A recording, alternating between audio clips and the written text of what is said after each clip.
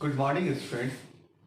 आज जो हम डिस्कशन करने जा रहे हैं वो इलेक्ट्रिक पोटेंशियल का कॉन्सेप्ट है, तो ध्यान से इस पोटेंशियल के कॉन्सेप्ट को समझिएगा। तो आज का जो डिस्कशन टॉपिक है उसका नाम है इलेक्ट्रिक पोटेंशियल।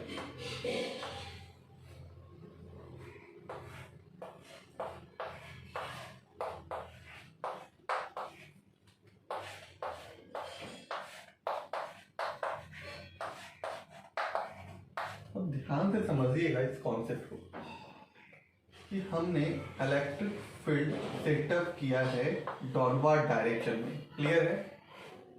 हम जो इलेक्ट्रिक फील्ड सेटअप किए हैं वो है डॉटवर्ड डायरेक्शन में, और अपने पास क्या है कि दो पॉइंट्स हैं। एक पॉइंट ये है जिसको हम नाम दे रहे हैं ए, और दूसरा पॉइंट है अपने पास जो है बी। एक यूनिट टच चार्ज को ए से बी तक मूव करना है, तो ठीक है, एक यूनिट टच चार्ज है जिसको हम ए से बी की तरफ मूव करेंगे। तो ये हमारा यूनिट टच चार्ज है जिसको हम ए से बी की तरफ मूव करेंगे। तो इस चार्ज को मूव करने के लिए हमें एक फोर्स की जरूरत होगी, और ये जो फोर्स है वो एक्सटर्नल फोर्स है। और इस चार्ज पे जो फील्ड का डायरेक्शन होगा, फील्ड के कारण जो फोर्स लगेगा वो लगेगा Q0 इंटू E। ठीक है, ये फील्ड के कारण जो फोर्स लगा है वो है Q0 इंटू E। ठीक है, अब हमें ये भी पता है कि A से B तक का जो हमारा डिस्प्लेसमेंट है वो D है। A से B तक का जो डिस्प्लेसमेंट है वो D है। तो मुझे क्या है कि पोटेंशियल्स का एक रिलेशन चाहिए इलेक्ट्रिक फील्ड के साथ। तो मुझे जो जनरल कंडीशन पता है वो ये पता है कि potential B minus potential A ये किसके बराबर होता है? जितना काम हम करते हैं A से B तक ले जाने में, तो ये किसके बराबर होता है? ये होता है work done AB divide by आपका टच चार्ज। ठीक है, तो potential B minus A equal to क्या हो जाएगा? Work done AB divide by touch charge. अब आपको ये बहुत कि आपको वर्क डन पता होना चाहिए कि आप कितना वर्क करे हो। तो वर्क AB इक्वल टू क्या हो जाएगा? Force dot displacement. क्योंकि जो फोर्स है वो किधर जा लग रहा है? जो एक्सटर्नल फोर्स है वो अपवर्ड की तरफ लग रहा है। तो वर्क बराबर क्या हो जाएगा? Force into displacement. और हम चार्ज को यदि ऊपर की तरफ मूव कर रहे हैं, इसका मतलब कि यहाँ पे जो रोल है वो किसका है? एक्सटर्नल फोर्स का रोल है। अब डॉट प्रोडक्ट है, तो डॉट प्रोडक्ट को हम ब्रेक कर लेते हैं। तो वर्क डन AB बराबर क्या हो जाएगा? फोर्स के बाद में तो ठीक है कि F ही लिखेंगे, और डिस्प्लेसमेंट D हो जाएगा। और एंगल जो होता है डॉट प्रोडक्ट के साथ, जो एंगल काम करता है वो कॉस एंगल्स के साथ काम करता है, तो कॉस थीटा हो जाएगा, क्योंकि डॉट प्रोडक्ट को हम लोग कॉस थीटा के साथ लिखते हैं। तो WAB इक्वल टू क्या हो जाएगा? Force into displacement into cos theta. ठीक है, अब ये जो फोर्स है जो आप लगा रहे हैं, बट आप क्या फोर्स लगा रहे हो वो आपको नहीं पता है कि आप कितना फोर्स एक्सर्ट कर रहे हो। तो आप चाहोगे कि इस फोर्स की वैल्यू कैसे भी आप क्लियर कर पाए कि ये फोर्स कितना आप लगा रहे हैं। तो यहाँ पे एक आपको स्मार्ट तरीका चूज करना पड़ेगा कि इस फोर्स को आप इलेक्ट्रिक फील्ड के टर्म में लिख पाए। तो यहाँ पे ये समझिएगा कि इस चार्ज को यदि हम मूव कर रहे हैं तो इस चार्ज को इतना आहिस्ता से मूव कर रहे हैं कि इस चार्ज का जो एक्सेलरेशन है वो जीरो है। मतलब चार्ज में जो चार्ज को इतना स्लोली आप मूव कीजिए कि उस कंडीशन में चार्ज का एक्सेलरेशन क्या हो जाना चाहिए? जीरो हो जाना चाहिए। यदि ये वाला कंडीशन है तो आपको यह भी पता होना चाहिए कि जितना फोर्स आप अप्लाई कर रहे हैं उतना ही फोर्स फील्ड लगा रहा है।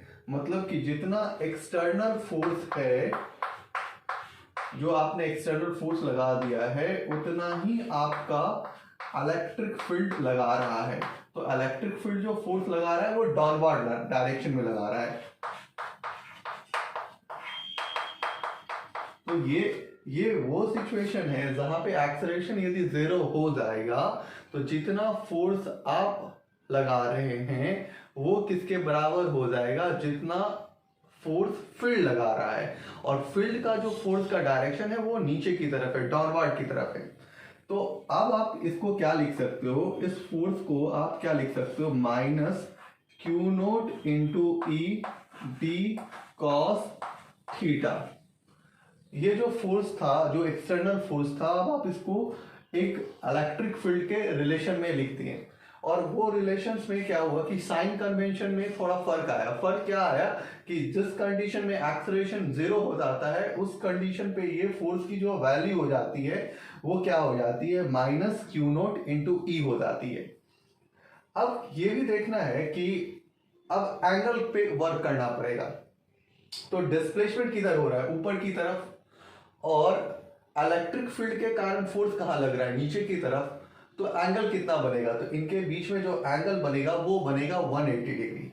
तो अब हम लिखेंगे minus Q naught E D और एंगल लिखेंगे कॉस 180 डिग्री। और कॉस 180 का जो वैल्यू होता है वो माइनस होता है।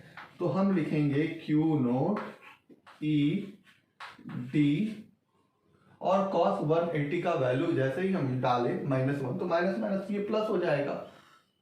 अब ये जो है ये काम है, और ये काम क्या है, ए से बी तक का काम है। अब यदि हम पोटेंशियल की बात करें तो पोटेंशियल V माइनस पोटेंशियल ए वो किसके बराबर हो जाएगा, जितना आप काम कर रहे हो। तो काम कितना कर रहे हो, तो work done A B divide by task charge. तो ए बी का जो वर्क, ए बी वाला जो टर्म है उसको हम क्या लिख सकते हैं, Q naught E D divide by Q naught equal to potential difference between the 2 points. अब आपको क्लियर है कि ये क्यू नोट वाला टर्म कैंसिल हो जाएगा। तो अब जो फाइनल कंडीशंस बचेगा, जो फाइनल फॉर्मूला आएगा वो क्या आएगा, तो फाइनल फॉर्मूला आएगा B minus A equal to E into D, और ये आपका आ जाएगा final formula, potential B minus A equal to E into D. ठीक है ना। अब यदि आप फर्ज कर रहे हैं कि यदि कंडीशंस ऐसा हो जाए कि पोटेंशियल ए की बात करते हैं कि पोटेंशियल ए जो है, मतलब ए जो पॉइंट है वो इंफिनिटी पे है, मतलब कंडीशन ये हो जाए कि ए पॉइंट आपके इंफिनिटी पे आए तो पोटेंशियल 0 हो जाएगा। तो V बराबर फॉर्मूला क्या हो जाएगा, E इंटू टी।